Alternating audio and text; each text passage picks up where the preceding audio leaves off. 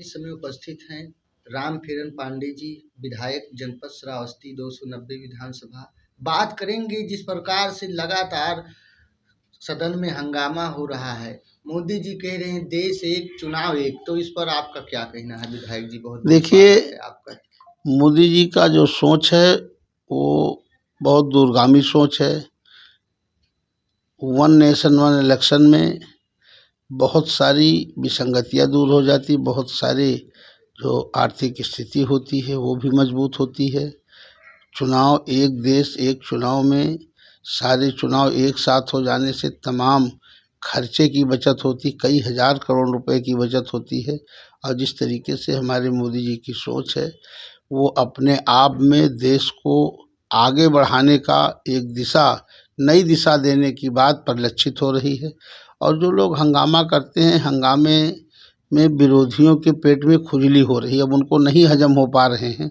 जिस तरीके से अभी चुनाव आए हैं, एक चुनाव अभी देखिए महाराष्ट्र का, हरियाणा का, जिस तरीके से न भूतो न भविष्यतो कोई नहीं कह रहा था, लेकिन इस देश की महान जनता ने मोदी जी के नाम पर जिस तरीके से चुनाव में बढ़ चढ़ कर के हिस्सा लिया। और रही बात उत्तर प्रदेश की, अभी उत्तर प्रदेश में 9 सीटें का चुनाव हुआ है, जिसमें से 7 सीटें भारतीय जनता पार्टी के पक्ष में आई हैं। और सबसे महत्वपूर्ण सीट कुंदरकी की है, जहां पे 60% मुस्लिम आबादी के बाद भी भारतीय जनता पार्टी प्रचंड बहुमत से जीती। समाजवादी पार्टी की जमानत जब्त हो गई है। अब इन लोगों को पेट में खुजली हो रही है, इनको नहीं हजम कर पा रहे हैं। जगह जगह ये दंगा भड़काने की बात कर रहे हैं, जनता को डाइवर्ट करने की बात कर रहे हैं। लेकिन जो जनता है पूरी तरीके से समझ चुकी है, जनता जान चुकी है कि इस देश का और प्रदेश का हित कहाँ पे सुरक्षित है, और केवल भारतीय जनता पार्टी में सुरक्षित है। इसलिए उत्तर प्रदेश की महान जनता ने एक नया संदेश दे करके अपना कीर्तिमान स्थापित किया है।